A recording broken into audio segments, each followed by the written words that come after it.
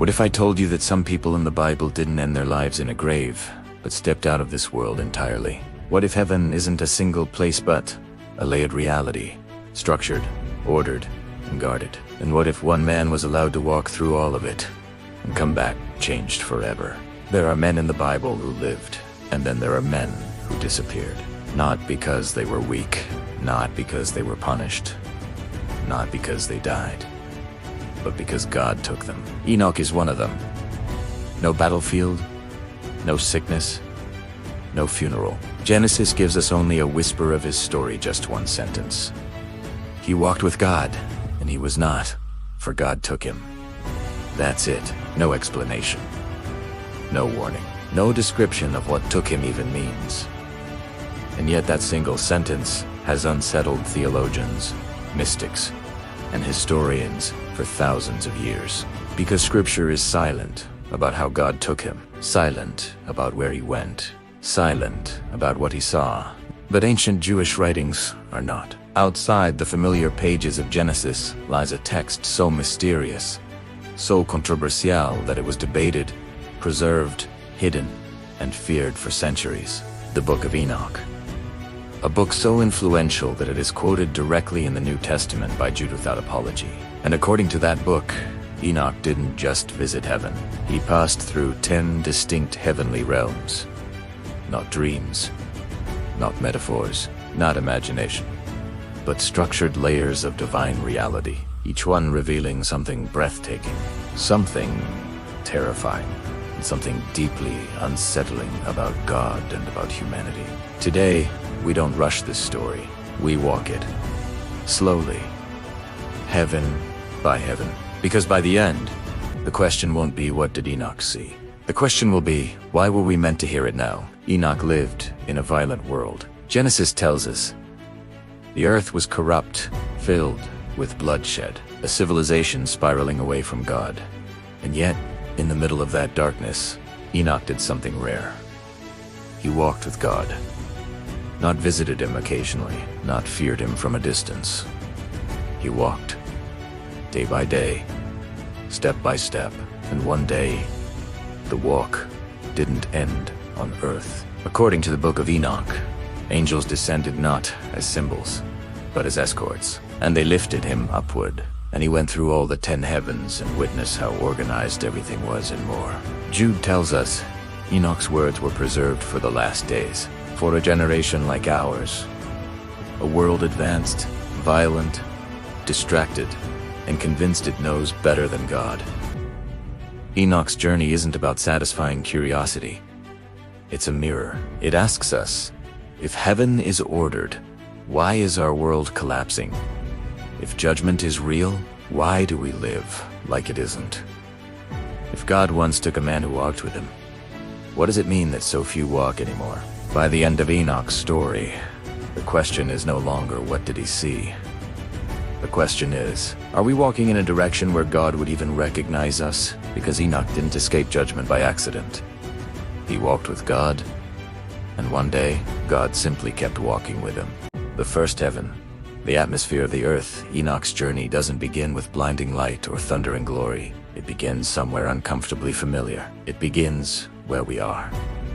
Before thrones, before fire, before angels who cannot be named, Enoch is lifted into the first heaven, the realm closest to the earth, the sky above our heads, the air we breathe, the place of clouds, winds, storms, and silence. This is the heaven we look at every day and rarely think about. Scripture speaks of it quietly but consistently. Jesus calls it the heavens when he speaks of the birds that fly above the earth. Paul, in Ephesians, gives it a darker title, the power of the air, a realm with influence, a realm with authority. In Enoch's vision, this heaven is not empty space. It is active, alive, watched. He sees movements, beings passing through currents of wind as naturally as birds pass through sky. Angels stationed, not floating aimlessly, but ascend, observing, restraining, releasing. This is not yet the glory of God's throne. This is the front line, the place where heaven first presses against earth, Here, spiritual forces influence human history, nudging events, delaying others, resisting what God has ordained. It is here that prayers rise, and sometimes collide with opposition. This is why prayer often feels like struggle before it feels like peace. Modern theology would later describe this realm as the asterisk, spiritual interface asterisk, the overlap where the unseen world touches the visible one. And suddenly, life makes more sense. Why does obedience feel resisted? Why does truth meet resistance? Why does breakthrough come after pressure? Because this is the realm where resistance often begins. The first heaven reminds us of something unsettling. Not every battle is visible. Not every influence is human. Not every delay is random. Enoch doesn't linger here long, but he understands something crucial. The world we live in is not neutral ground. It is contested space. And if the very air around us is monitored, if heaven's first layer is already alive with movement, then the journey ahead into deeper heavens will only become more intense. Because if this is only the beginning, what waits beyond the sky? The second heaven, the realm of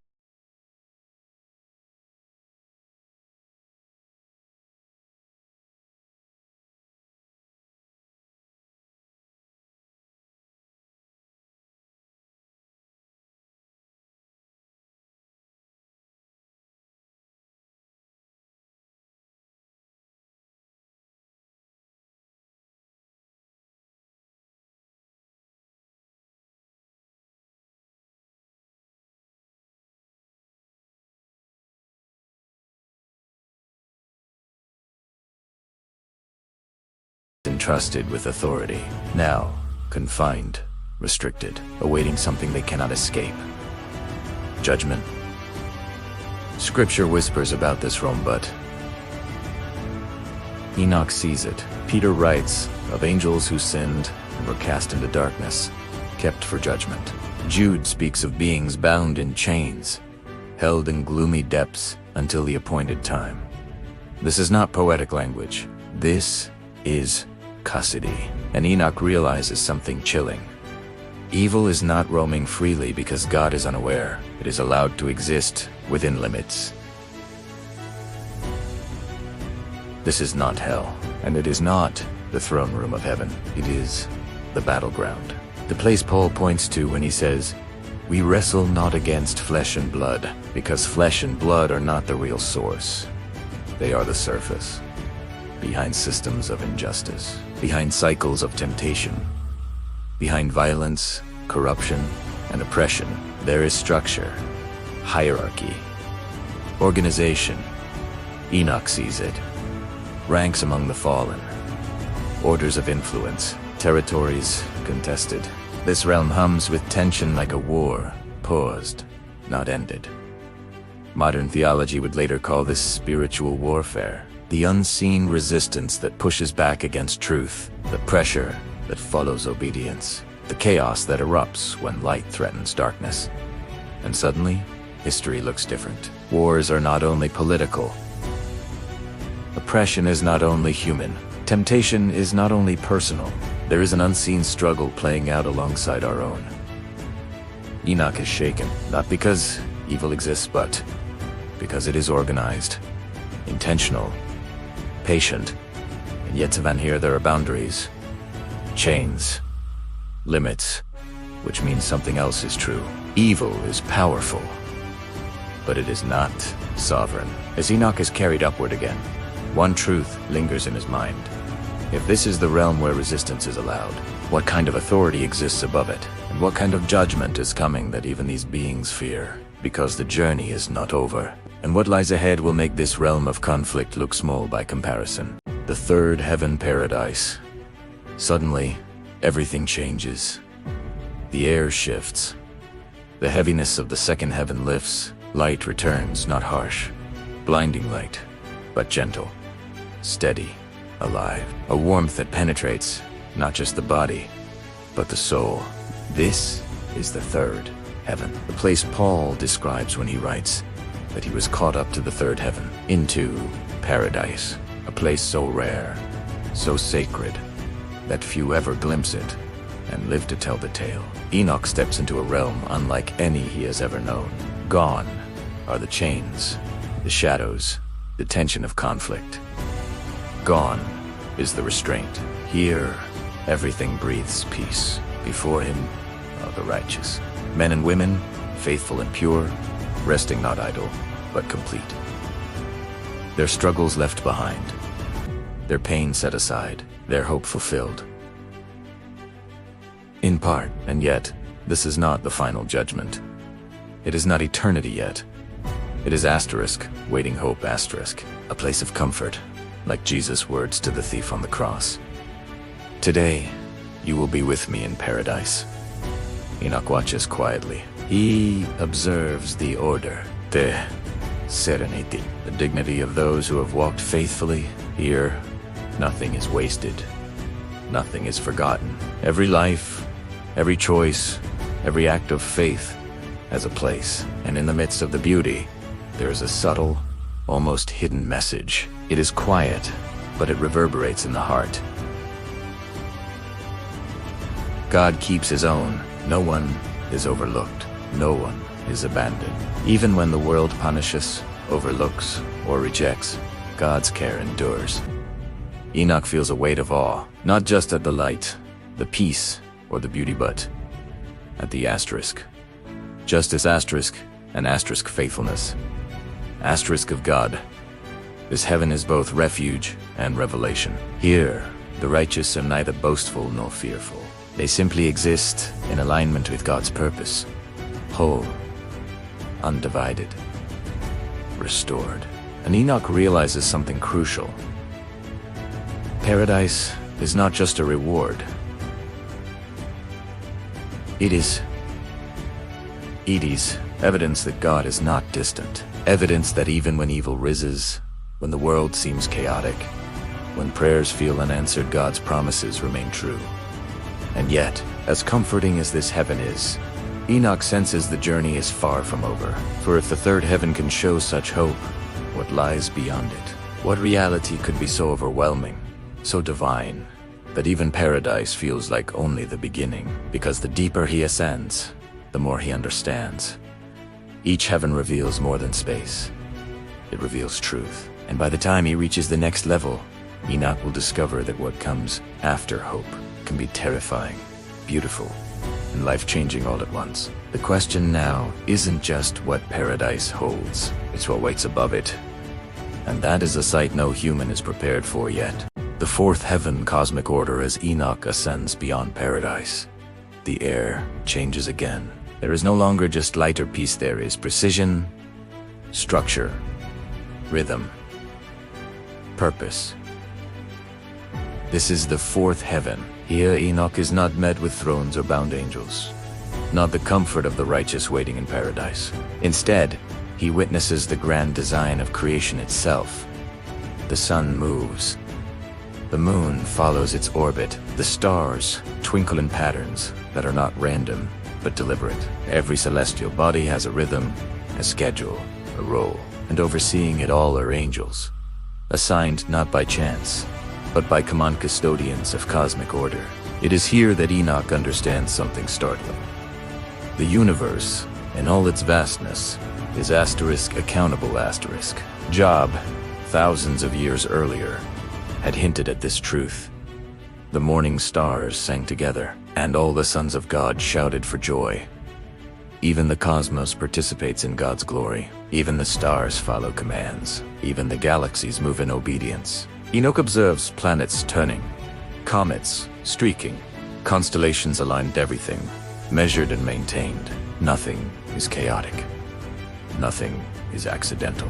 Even the smallest spark of light in the heavens serves a purpose. It is beautiful, overwhelming, and humbling. And yet, there is a deeper lesson hidden in the spectacle. If the universe itself obeys God, if every star, every moon, every orbit is scheduled, why do humans think they can walk in disorder? Why do we assume that morality, justice, and purpose are optional? Modern scholars interpret this realm as a profound theological declaration. Even the universe obeys God. Everything follows his design. Nothing escapes his oversight. Enoch sees the angels at work, some guiding light, others measuring time. still others keeping the balance of day and night. Each act is purposeful, each movement intentional. Nothing is wasted, and as Enoch continues to ascend, the realization strikes him. If creation itself is accountable, what of those who inhabit it?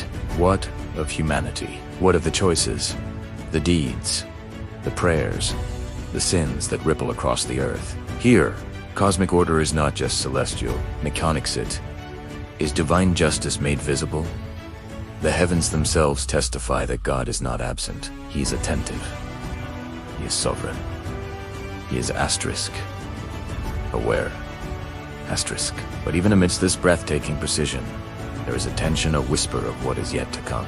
Because if the fourth heaven reveals cosmic order, then what awaits in the next layer is something even more profound. A realm where angels, authority, creations, obedience, and God's glory converge, and where Enoch will glimpse truths that are almost too vast to divine for any human mind to contain. The question is no longer just about order, it's about responsibility. If the universe obeys God, will we? And that is the question that lingers as Enoch ascends toward the fifth heaven, where the invisible war continues, and the stakes of obedience are made painfully clear. The fifth heaven, the CRY of the martyrs. As Enoch ascends beyond the perfection of cosmic order, a profound stillness envelops him. But it is not peace. It is not comfort. It is the weight of sorrow, the kind that reaches into the deepest corners of the soul. This is the fifth heaven. Here, Enoch hears it first, not with his ears, but with his spirit.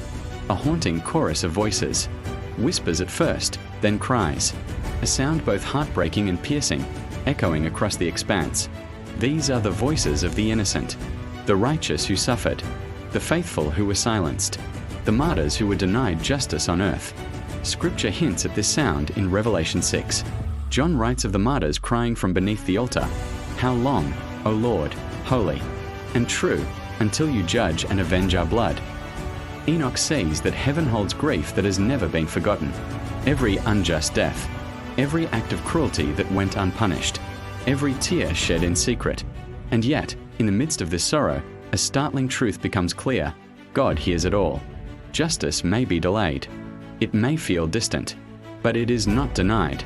Enoch watches as angels attend to the cries, not as distant observers, but as ministers of God's timing and plan. Every lament, every plea, every silent prayer, recorded, remembered, preserved. He feels the weight of human suffering laid bare, not as a hopeless void, but as testimony. This heaven is not chaos. It is accountability. And there is a profound lesson for those who walk on earth. Pain is not wasted. Injustice is not invisible. Every cry for help, every plea for mercy, resonates in eternity. Modern scholars see this fifth heaven as a spiritual revelation, a reminder that Goddess justice is patient, not passive, that evil may go unpunished for a time, but it never escapes divine notice. Enoch is shaken. The cries are real, raw, and relentless. Yet, he is also comforted, because he senses the promise, the day of reckoning will come. And even here, in the shadow of sorrow, there is hope. For every voice crying out will not be ignored. Every injustice will be addressed. Every life taken prematurely will be honored. But as Enoch continues upward, he realizes something terrifying. This is only the fifth heaven. And if grief this deep exists so close to God's throne, what truths and what wonders await him in the heavens above? Because the journey is far from over. And what comes next will reveal not just the cries of the suffering, but the very purpose of heaven itself. The question now lingers in the air, heavy and impossible to ignore. If God hears every cry, then what is he preparing for the world below? And the answer lies just beyond Enoch's sight, waiting in the sixth heaven. Have you ever wondered what lies beyond our world, in the celestial realms above? Today, we're embarking on an extraordinary journey to the sixth heaven, a place of divine order and profound wisdom. Let us peel back the veil and explore a realm where angels manage the very fabric of our universe. Imagine a dimension not of clouds and harps, but of incredible cosmic administration. The sixth heaven, according to ancient texts and mystical traditions, is the grand celestial headquarters. This is where angelic beings, often described as archangels, oversee the forces of nature. They are the divine governors, managing everything from the changing of seasons and the flow of rivers to the cycles of birth and death on earth. It's a breathtaking concepta universe, not just running on its own, but actively and lovingly managed. In this realm, 7 powerful archangels are said to reside, each with a specific domain. They are like cosmic ministers, each responsible for a different aspect of the cosmos. One might govern the winds and storms, another the growth of plants, and yet another might watch over the animal kingdom. Their purpose is to maintain balance and harmony, ensuring that the divine plan unfolds perfectly. They are the unseen hands that guide the world, responding to the needs of creation. The 6th heaven is also described as a place of immense knowledge, home to celestial archives containing the records of every soul and every event. It's a library of cosmic history, holding the secrets of the past, present, and future. Scribes and record keepers meticulously document the journey of every living thing. This isn't about judgment, but about understanding and learning. Every action, every choice contributes to the great tapestry of existence, and it's all recorded here. This vision of the 6th heaven offers a beautiful perspective. It suggests that our world is part of a much larger, organized, and caring system. It tells us that even in chaos, there is an underlying order, a divine governance ensuring everything works towards a greater good. It's a reminder that we are not alone, but are part of a grand, interconnected, cosmic family. So, the next time you watch a sunset or feel the rain, perhaps you'll think of the diligent work happening in the 6th heaven, a testament to the incredible and intricate design of our universe. Ever wondered what lies beyond the sky we see? Many ancient traditions talk about not just one heaven, but 7, and the highest of them all, the 7th heaven, is said to be a place of unimaginable wonder. It's often described as the very dwelling place of God, a realm of pure light and ultimate reality. Imagine a place beyond time and space, where the creative power of the universe resides. This isn't just a physical location, but a state of divine presence. In some beliefs, this is where God's storehouses are kept. But what's inside these storehouses? Not gold or jewels, but something far more precious. Blessings, wisdom, peace, and even the souls of the righteous waiting to be born. Think of it like a divine treasury. Every good thing, every answered prayer, every moment of grace is said to flow from these celestial reserves when we experience unexpected joy or a sudden burst of inspiration. Perhaps it's a little something sent down from the storehouses of the 7th heaven. It's a beautiful idea, suggesting that the universe is governed by an abundance of goodness, always ready to be shared. This concept isn't just about a far-off place. It's a message of hope. It tells us that there's an infinite source of love and support available to us. The 7th heaven represents the ultimate destination of the spiritual journey, the point of perfect union with the divine. It reminds us that no matter what we face, we're connected to a source of endless blessings. It's a comforting thought, isn't it? That a realm of pure goodness is watching over us, with storehouses full of everything we could ever need. The 8th heaven, the stars of judgment. As Enoch rises beyond the 7th heaven, the air becomes colder, thinner, almost electric with tension. The light shifts, no longer warm, no longer soft, but sharp, piercing, as if truth itself has weight. This is the 8th heaven. Here, Enoch sees stars, but not the stars we admire at night. These are fallen stars, angels who rebelled, beings once radiant and full of authority, now cast down and marked by judgment. Revelation speaks in the same language, calling angels stars and hinting at their power, their beauty, and their rebellion. Enoch sees it all not metaphorically, not symbolically, but as living reality.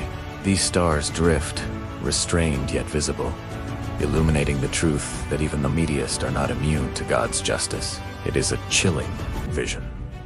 Power, glory, influence, none of it protects against accountability. Every choice, every act of rebellion is remembered. Every misuse of authority is recorded. Every star that falls is a warning. Enoch watches as angels struggle, some pleading, some silent, some frozen in awe of God's authority. It is not chaos, it is discipline.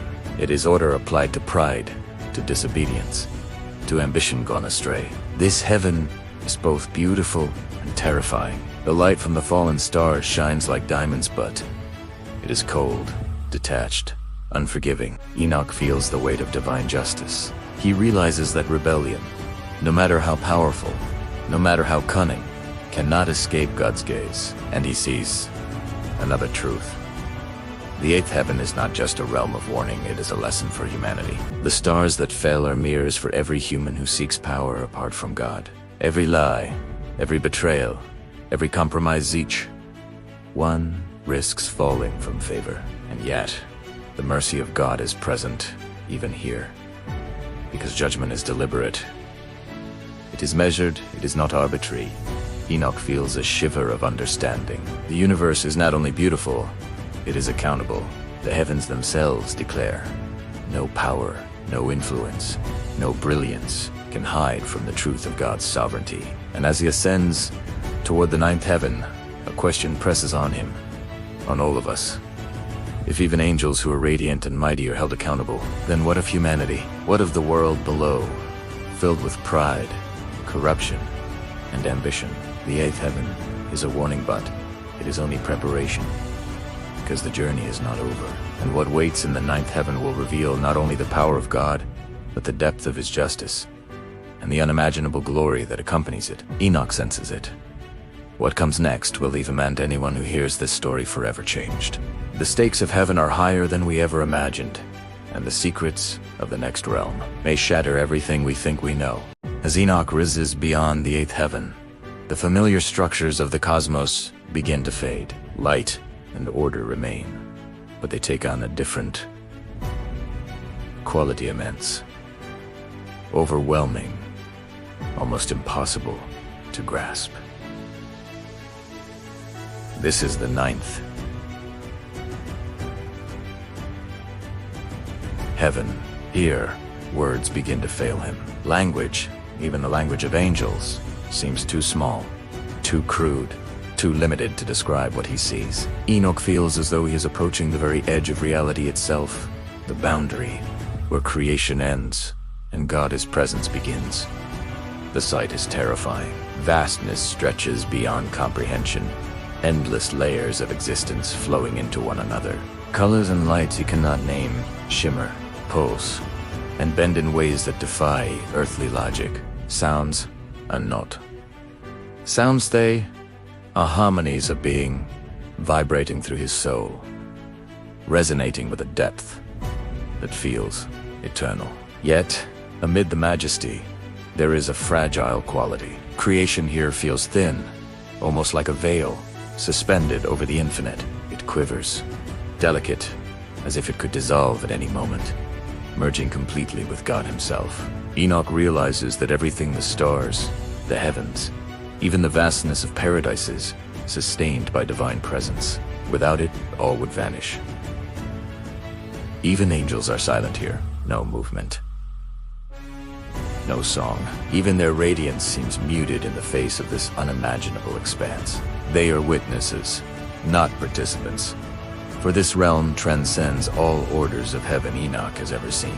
Yeah, time itself feels different. Moments stretch and collapse simultaneously. Cause and effect are visible as threads of energy weaving through eternity. The tiniest decision, the smallest prayer, even the faintest act of faith, echoes here with consequence, far beyond human understanding. And yet, amid the fear and wonder, there is an overwhelming sense of intimacy. Though creation feels fragile and infinite, God is not distant. He is not removed. Everything exists in the tension between fragility and divine presence, between creation and creator. This is where eternity touches the edge of the temporal. Enoch understands, with a weighty clarity, this is the threshold of ultimate truth. The closer one approaches God, the more ordinary perception fails. Beauty becomes terrifying. Silence becomes profound. Even the most radiant angelic orders pale in comparison. And as he prepares to ascend to the 10th heaven, the place beyond all description, one question seizes him, one that will haunt every reader of this vision.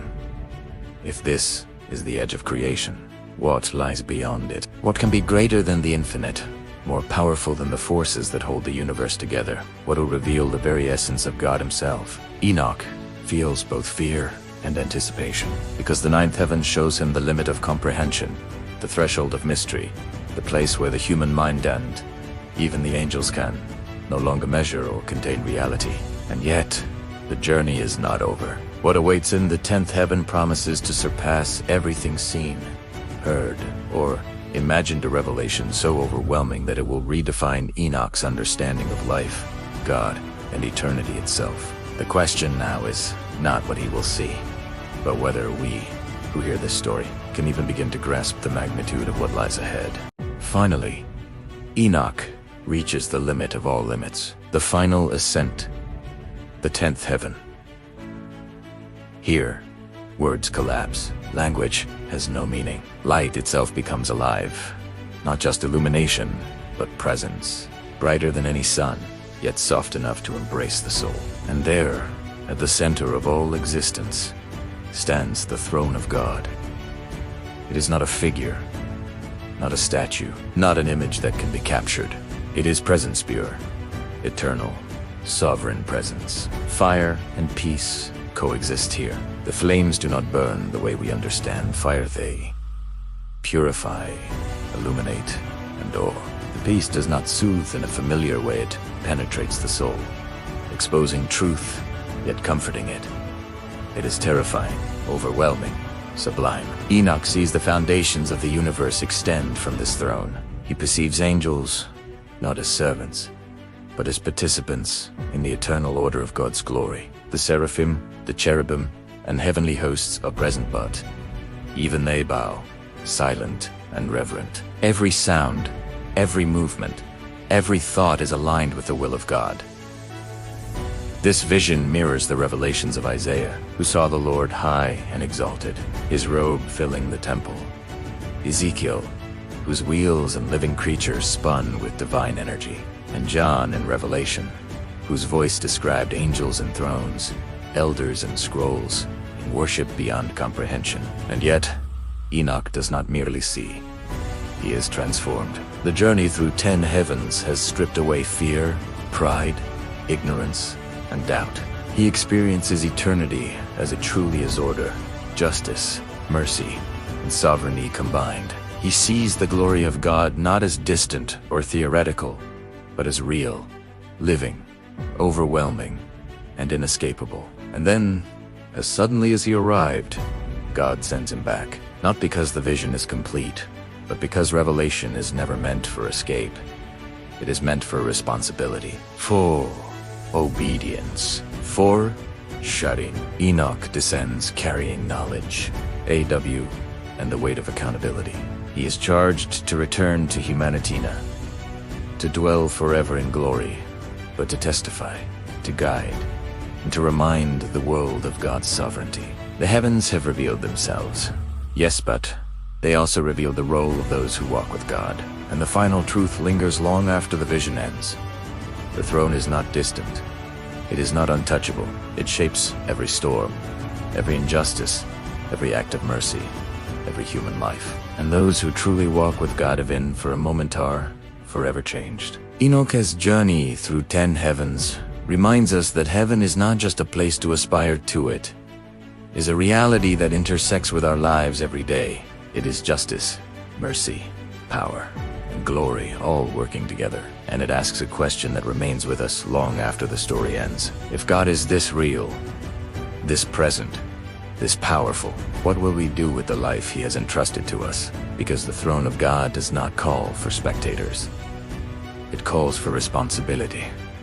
And that responsibility is eternal. The journey ends, but the impact lasts forever.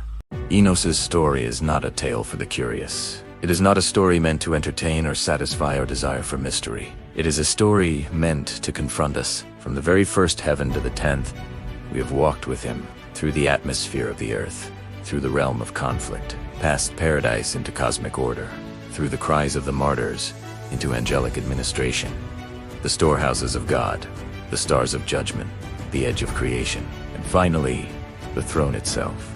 And what does it all mean? It is about alignment. It is about the extraordinary reality that heaven is not distant, abstract, or passive. It is active, it moves, it governs, and it interacts with those who walk with God. Enoch walked with God, and heaven opened, not just in vision, But in reality, every layer of heaven unfolded before him, each revealing both glory and warning. The first heavens showed the interface of the spiritual and earthly realms. The middle heavens revealed justice, administration, and divine order. The upper heavens revealed power, presence, and transformation. Hebrews tells us plainly that Enoch pleased God, and that is the key. Pleasure, favor, approval, alignment. Enoch's journey was not about earning heaven, but about walking in step with God so fully that God's reality revealed itself to him. Heaven is layered. It is vast. It is beyond comprehension, but ancestral.